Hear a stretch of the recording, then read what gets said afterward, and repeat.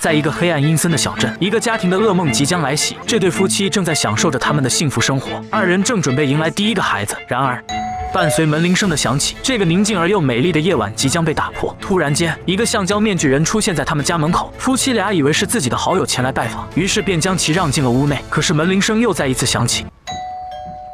很奇怪，这个才是他们的好友，那刚才进来的又是谁？两个人正处于猜疑之时，面具人上前，酷刺一下就给他来了个透心凉，把好友吓得惊声尖叫。但面具人只在他的脸上留下了痕迹，便放走了他。而当老婆从屋内走出来时，却发现了让他肝都直颤颤的一幕，吓得撒腿就跑，却不料脚底一滑摔倒在地，接着门缓缓地被关上。此时的屋内正上演着一场屠杀。随后警方赶到了现场，案发现场惨不忍睹，凶手并没有逃离，抱着从孕妇腹中抛出的婴儿，伴随着阵阵的哇哇哭声，本片也正式的拉开了帷幕。来了，一部七宗罪式的惊悚悬疑犯罪美剧来袭。整个小镇里每个人都有自己的秘密，不看到最后你根本猜不到凶手到底是谁。镜头切换到30年后，出现一个名叫莎拉的女孩，她就是那个当年凶手从腹中抛出来的孩子。长大成人后，带着自己的男友戴绿回到了这个小镇。她的邻居似乎对她的回归并不感到高兴。当莎拉走进父母被害的老房子里时，她无法忘记父母惨死的过去。在镇上，她重逢了一些老朋友，可当她提及父母的案件时，所有人都刻意的避开这一话题，似乎都在隐藏着什么秘密。而男友戴绿这边在镇上的一家报社内找到了一份当主笔的工作。莎拉的父母当年在家中被谋杀，只有被抛出的婴儿活了下来。现在宝宝已经长大了，回到了家里。这一消息当然要上报纸的头条。戴绿明白了，这个小镇谋杀案每天都有可能发生，但最引人注意的是那些遭遇噩耗而存活下来的那些人。当莎拉开车遇见了邻居胖婶的时候，好心想要捎带她一程，可迎来的竟是邻居的敌意行为，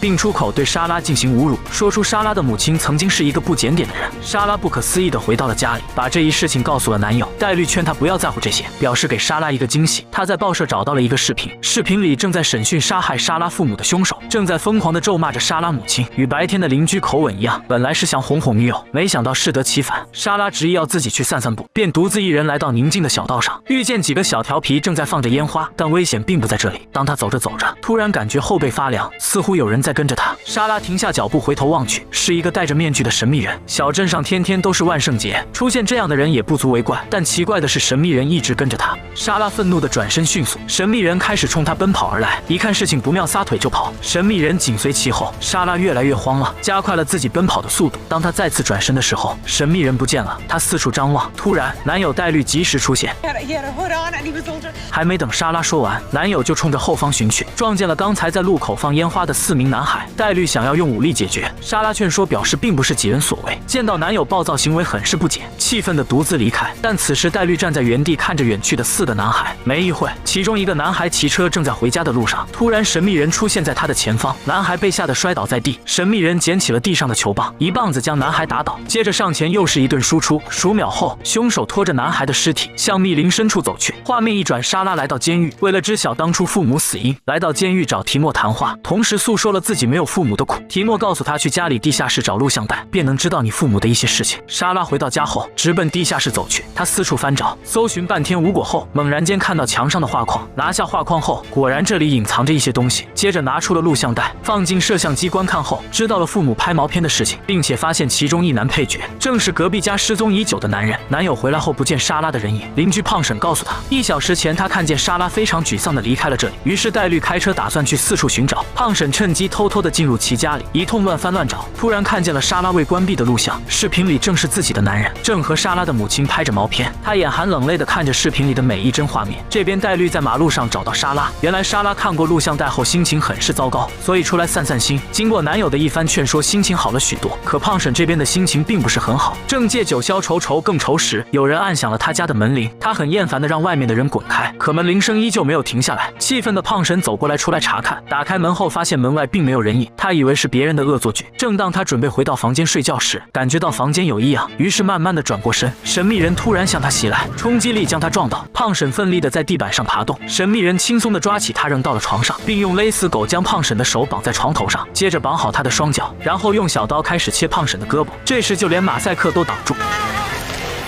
正在看电视的莎拉仿佛听见了叫喊声，她顺着声音来到了胖婶家，按了几下门铃，没有什么反应，轻轻一推门，竟然开了。她蹑手蹑脚地走了进来，缓缓地来到了胖婶的卧室，突然看到胖婶惨死在床上，手脚被活活地切割了下来，道具做得还挺逼真。当莎拉干颤颤的要离开之时，一转身撞见神秘的凶手，惊恐中莎拉从楼梯跌落下来，撞击力迫使她晕了过去。神秘人并没有伤害她，只是在她的身上放了一本录像带。等莎拉睁开眼睛后，发现了自己被救躺在了医院，男友戴律以及警长正在身边。莎拉告诉二人，跟杀害自己父母的凶手看起来很像，但并不是一个人。可疑的是，自从莎拉回到小镇后，又出现了戴着面具的刽子手。这个人到底是谁呢？小镇上所有的人都显着那么的神秘。报社里的女社长，她表示这不仅仅是一起谋杀案，还是一个模仿者。莎拉带回来的男友戴律，他的表情忽热忽冷，眼神中总是透露出一股杀气。大牧师和当警官的儿子，父子二人却是表现得那么友善，可又好像看透了什么。以及房产商贾斯汀过着逍遥又快乐的生活，还有整天失魂落魄的女人，包括正在服刑的凶手，他们好像都在担心着什么，像是都有自己的心事。在一片森林中，一对男女正在探讨人生。女人感觉附近有些不对劲，因为传说这附近常常有人失踪。在男人的再三劝说下，终于放下了心里所有的压力。当二人正要征战之际，突然从地下冒出一个诡异之人。好了，就到这里，下集见，我是红苹果 ，See you。